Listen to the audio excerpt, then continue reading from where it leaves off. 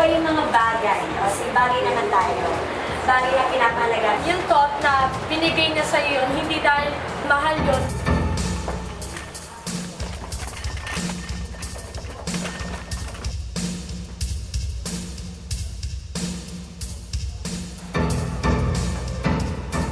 Sa sandaling makaramdam ng paglindol, tandaan lagi ang drop, cover, and hold on.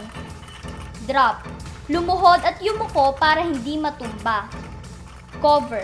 Protektahan ang inyong mga ulo at leeg o di kaya'y sumilong sa ilalim ng matibay na lamesa. Hold on. Kumapit sa sinisilungan at hintaying matapos ang pagyanig. Kapag tumigil na ang lindol, pumunta sa ligtas at maluwag na lugar.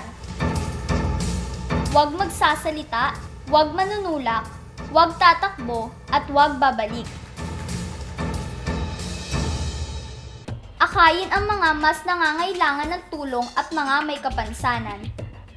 Bitbitin ang mga go bag at iwan ang mga di mahalagang bagay.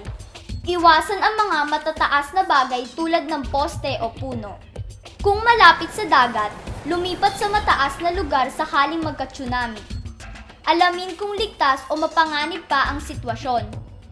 Kung ligtas, magsagawa ng roll call at tulungan ang mga nasugatan. Kung hindi, lumipat sa mas ligtas na lugar na natukoy. Kung ito ay hindi mapinsalang lindol at wala nang nakaambang panganib, ipagpatuloy ulit ang pag-aaral ng mga bata.